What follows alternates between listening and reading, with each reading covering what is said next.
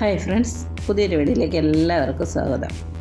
അപ്പോഴേ ഇന്ന് പച്ചരിയൊക്കെ എടുത്ത് വെച്ചേക്കുന്നതേ നല്ല സോഫ്റ്റായ നല്ല മുരിഞ്ഞ ദോശ ഉണ്ടാക്കുന്നത് എങ്ങനെയാണെന്ന് കാണിച്ചു തരട്ടെ. എല്ലാവർക്കും അറിയാമായിരിക്കും, എന്നാൽ അറിയാത്തവരൊക്കെ ഉണ്ടല്ലോ, കറക്റ്റ് അളവൊന്നും അറിയാത്തവരുണ്ടല്ലോ, അവർക്ക് വേണ്ടിയാണിത്. അതിനായിട്ട് ഞാനൊരു മിൽക്ക് മെയ്ഡിൻ്റെ ടിന്നാണ് എടുത്തേക്കുന്നത്. അത് നമ്മുടെ നാഴിയുടെ അതേ അളവാണ്. ഈ പാത്രത്തിന് ഒരു പാത്രം അരിയാണ് ഞാൻ ദോശയ്ക്കായിട്ട് എടുക്കുന്നത്. അപ്പോൾ ഞാൻ അളന്ന് വെച്ച അരി പാത്രത്തിലേക്ക് ഇട്ട് കൊടുക്കുകയാണ്. അതുപോലെ ഉഴുന്നെടുത്ത് വെച്ചിട്ടുണ്ട്. ഇത് സപ്ലൈകോയിൽ നിന്ന് മേടിച്ച ഉഴുന്നാണ്.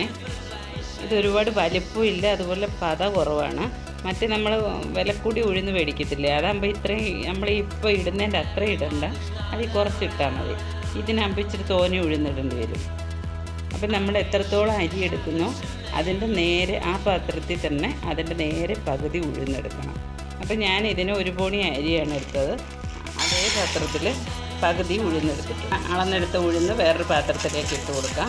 ഇതുപോലെ ഒരു ചെറിയ സ്പൂണിന് ഒരു സ്പൂൺ ഉലുവ ഇട്ട് കൊടുക്കുക ഇതിൻ്റെ കൂടെ. അപ്പോൾ ഈ ഉലുവ ഇടുന്നതെന്ന് വെച്ചാൽ ദോശ ചുടുമ്പോഴേ നല്ലപോലെ മുരിഞ്ഞ് വരികയും ചെയ്യും.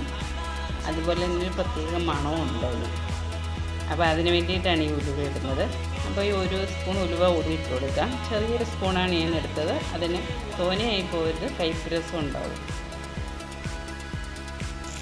അപ്പോഴരിയും ഉഴുന്നൊക്കെ നമുക്ക് നല്ലപോലെ 2-3 വെള്ളത്തിൽ കഴുകിയിട്ട് വെള്ളത്തിലിടാം. എല്ലാം കഴുകി എടുത്തിട്ടുണ്ട്. ഇനി വെള്ളം ഒഴിച്ച് നമുക്കൊരു 5 മണിക്കൂറെങ്കിലും കുതിരാനായിട്ട് വെക്കാം.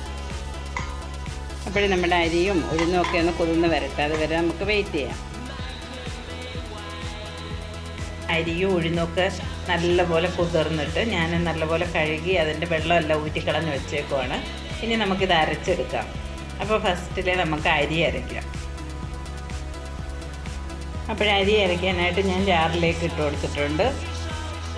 കുറച്ച് വെള്ളം ഒഴിക്കാം. ഞാനിതുപോലെ ചെറിയൊരു കപ്പിലാണ് വെള്ളം എടുത്തേക്കുന്നത്. ഇതിനകത്ത് 1/4 കപ്പ് വെള്ളം ഞാൻ ഒഴിച്ച് കൊടുക്കുകയാണ്. ഇത് നല്ലപോലെ അരച്ചെടുക്കാം. കുറച്ച് ചോറെടുത്ത് വെച്ചിട്ടുണ്ട്, അതും കൂടി ഇതിലേക്ക് ഇട്ട് കൊടുക്കാം. അരിയുടെ കൂടെ തന്നെയാണ് ചോറ് ഇടേണ്ടത്. ഞാനതൊന്ന് അരച്ച് തുടങ്ങിയപ്പോഴാണ് ചോറിട്ടില്ലല്ലോ എന്ന് ഓർത്തത്. പിന്നെ പെട്ടെന്ന് ചോറെടുത്തിട്ടതാണ്. അപ്പോൾ നമ്മുടെ ദോശയ്ക്കുള്ള അരിയൊക്കെ നല്ലപോലെ അരച്ചെടുത്തുകൊണ്ട് വന്നിട്ടുണ്ട്.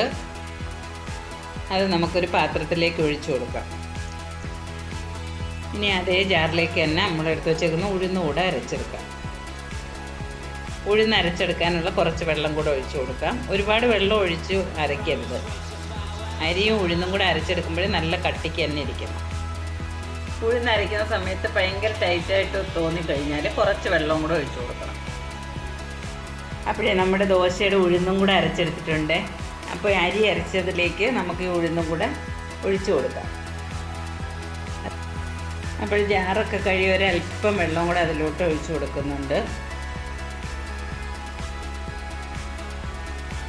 ഇനിയിപ്പോൾ നമുക്കിതെല്ലാം കൂടെ ഒന്ന് ഇളക്കി വെച്ച് കൊടുക്കാം. അരിയും ഉഴുന്നും എല്ലാം കൂടെ നല്ലപോലെ ഒന്ന് ഇളക്കി കൊടുക്കാം. അപ്പോൾ നമ്മുടെ മാവൊക്കെ എല്ലാം റെഡിയായി വന്നിട്ടുണ്ട്. ഇനി നമുക്ക് അടച്ചു വെക്കാം. രാവിലെ ദോശ ചുടാൻ നേരത്തെ എടുക്കാം. അപ്പോൾ ഇന്നലെ നമ്മൾ അരിയാട്ടി വെച്ചിരുന്നില്ലേ, മാവൊക്കെ എന്തായി നോക്കാം. ഇനി ഇതെല്ലാം കൂടെ ഇളക്കിയിട്ട് നമുക്ക് ഇത്രയും മാവിൻ്റെ ആവശ്യമില്ല, അതുകൊണ്ട് കുറച്ച് മാവിങ്ങി മാറ്റി വെച്ചിട്ട് കുറച്ച് മാവെടുത്ത് ഉപ്പിടാം. അപ്പോൾ ഞാൻ കുറച്ച് മാവ് വേറൊരു പാത്രത്തിലേക്ക് മാറ്റിയിട്ടുണ്ട്. അപ്പോൾ നമുക്ക് ഇന്നത്തെ ആവശ്യത്തിനുള്ള മാവിലേക്ക് ഉപ്പിട്ട് കൊടുക്കാം. ഉപ്പിട്ട് കൊടുത്ത് നല്ലപോലെ ഇളക്കി കൊടുക്കാം. മാവിന് നല്ല കട്ടിയെന്ന് തോന്നിക്കഴിഞ്ഞാൽ ഒരു ശകലം വെള്ളം ഒഴിച്ച് അതൊന്ന് ലൂസാക്കി കൊടുക്കണം. ഇനി ദോശ ചുടാനുള്ള പാനൊക്കെ അടുപ്പിലേക്ക് വെച്ചിട്ടുണ്ട്. നല്ലപോലെ ചൂടായി വന്നതിലേക്ക് ദോശയ്ക്കുള്ള മാവ് ഒഴിച്ച് കൊടുക്കാം. അപ്പോൾ നല്ല മുരിഞ്ഞ സോഫ്റ്റായി ദോശയൊക്കെ റെഡി ആയിട്ടുണ്ട്. അപ്പോൾ എല്ലാവരും ഇതുപോലെ ചെയ്ത് നോക്കുക. ഇഷ്ടപ്പെട്ട ലൈക്ക് ചെയ്യാനും ഷെയർ ചെയ്യാനും സബ്സ്ക്രൈബ് ചെയ്യാനും മറക്കരുത്. പുതിയൊരു വീഡിയോയുമായി വീണ്ടും വരാം. ബൈ.